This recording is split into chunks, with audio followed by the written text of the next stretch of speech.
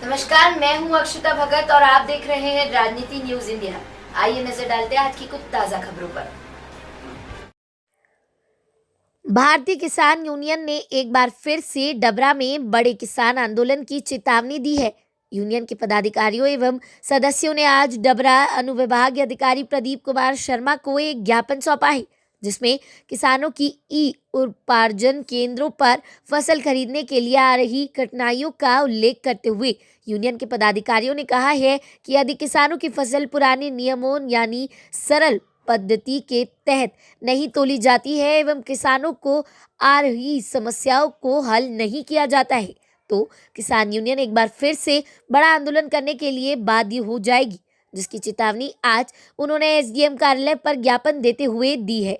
वहीं पर गौरतलब है कि प्रदेश में अन्य जिले के मुकाबले ग्वालियर जिले में अधिक धान तुलाई होने के चलते ग्वालियर जिला कलेक्टर ने नियमों से सख्ती बरतने हुए अब किसानों से फसल बिना सत्यापन के खरीदी करने पर रोक लगा दी है, जिससे किसान अपनी फसल बेचने के लिए अधिकारियों के दफ्तर के चक्कर काट रहे हैं। उसी पर संज्ञान लेते हुए आज किसान यूनियन के नेताओं ने एसडीएम कार्यालय पहुंचकर कार्यालय का घेराव किया एवं अनुविभागीय अधिकारी डबरा प्रदीप कुमार शर्मा को एक शिकायती ज्ञापन सौंपा है, जिसमें सभी किसानों की समस्याओं को जल्द से जल्द हल करने की बात कही गई है। समस्या हल नहीं होने पर यूनियन के नेताओं ने एक बार फिर से किसान आंदोलन की चेतावनी दी है। वहीं पर जानकारी देते हुए अनुविभागीय अधिकारी राजस्व प्रदीप कुमार शर्मा ने बताया कि कुछ व्यापारी किसानों के पंजीयन पर उत्तर प्रदेश से मांग कर धान तुलाई का कार्य डबरा अनुविभाग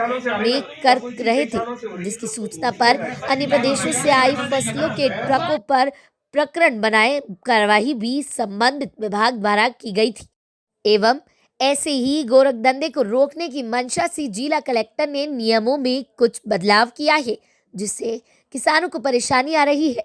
लेकिन सभी किसानों के सत्यापन होने के बाद उनकी फसल को यथावत फसल को तुलवाया जाएगा। नियमों में बदलाव केवल बाहरी राज्यों से आ रही फसल पर अंकुश लगाने के उद्देश्य से किया गया है, जिससे कि इस गोरख धंधे में शामिल व्यापारी किसान का हक न छीन सके। डबरा से गिरिराज शर्मा की रिपोर्ट। नवी किसान नेता आज यहाँ एकत्रित हुए, किसानों के साथ क्या मामला है? स्थिति ये जो सरकारी खरीदी केंद्र हैं, किसानों के पहले से पंजीयन हो चुके हैं, उन पंजीयनों का दोबारा से सत्यापन किया जा रहा है।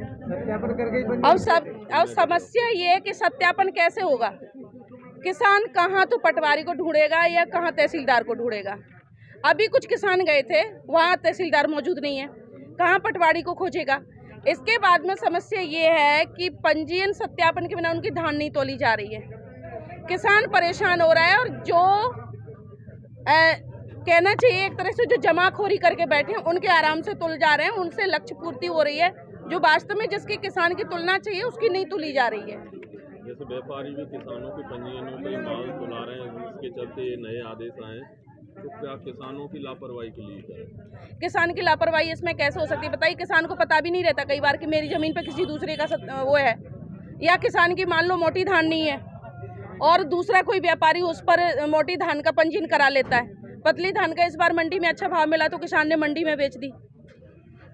जो पंजीयनों पे जो धान तुलती है वो पैसा तो किसानों के खाते में जाता है। नहीं, ये सिस्टम तो अब ये जाने कि बाहर से कौन सी धान आ रही है, कहाँ से आ रही है। अब ये हमें कह रहे हैं कि आप पकड़वाओ, यूनियन के लोग पकड़वाएंगे कि धान यूपी से आ रही है या कहीं और से आ रही। कैसे किसान कैसे पकड़वाएगा बताइए? क्या आश्वासन दिया है अभी आपको? बोल रहे हैं कि जो ये आदेश है वो राज्य सरकार का आदेश है और निरीक्षण के बाद में ही धान तौली जाएगी, उसका सरलीकरण करने की कोशिश की जाएगी, ये आश्वासन दे रहे हैं। बाकी बात सीधी सी ये है कि अगर जैसे नहीं इसका समाधान हो रहा है तो हम आगे के लिए इसके लिए मजबूर हैं कि हम आगे चाहे चक्का जाम करेंगे या कलेक्ट्रेट का घेराव करेंगे या कोई भी कार्रवाई हम करेंगे। सर, जो किसान आए हैं कार्यालय पे, क्या मामला है? हाँ, ये वही विषय है कि जिसमें यूपी की धान, जैसा आपको पता है कि यूपी की धान लगातार आ रही है, तो उसको रोकने के लिए शासन ने भी आदेश जारी किए हैं। कलेक्टर साहब ने 2 बार आके मीटिंग ली तो वो लागू किया गया है। अब चूंकि कल 2-3 दिन से ये लागू ही है, अभी वो प्रक्रिया की स्मूथनेस आना है उसमें। कल भी 60 से 70 लोगों के प्रमाणीकरण हो गए थे विदिन 6 आवर्स में, पटवारियों ने जांच करके दे दिए थे। अब उसमें थोड़ी सी असुविधा हो रही है, लेकिन आपको पता है कि इस असुविधा के बजाय ये भी हुआ कि अभी तक वो माफिया 15,000 तक तोल देता, तो उसकी बजाय लगभग 2-3 हज़ार ही तोल पाया है।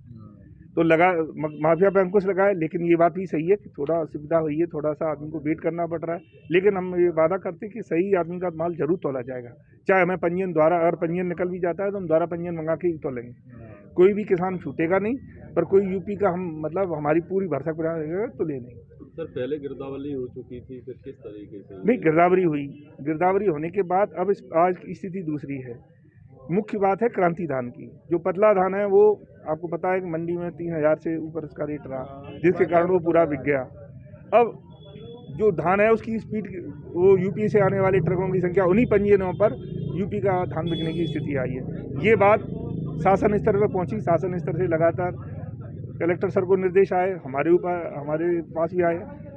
तो ये इसको रोकथाम करने के लिए ये सब प्रयास किया जा रहा है कि आदमी किसी प्रकार से न करे। दूसरा ये भी करा रहा है, आदमी के नाम जैसे 20 लोगों के नाम है और उसने सारे लोगों का पंजीयन करा रहा है, जबकि वस्तुतः वो अपना ही कर सकता है, अपने ही फसल के विक्रय करता है। जैसे लोहगढ़ का कल मेरे सामने एक प्रकरण आया, उस व्यक्ति ने 11 हेक्टेयर का पंजीयन कराया था, लेकिन वास्तव में उसके नाम 1.68 हेक्टेयर ज़मीन थी।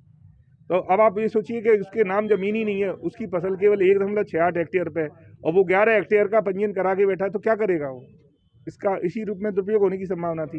तो इस प्रकार की कार्रवाई से उसका एक फिल्टर लग के उसका दुरुपयोग रुका है। सर 11 हेक्टेयर का कैसे सर संभव हो सकता है? नहीं, 11 क्या है, वो संयुक्त खाता था उसका, उसने पंजीयन करा लिया संयुक्त खाते के रूप में, जबकि वो उसका खातेदार तो सिर्फ वो 1 हेक्टेयर का ही था।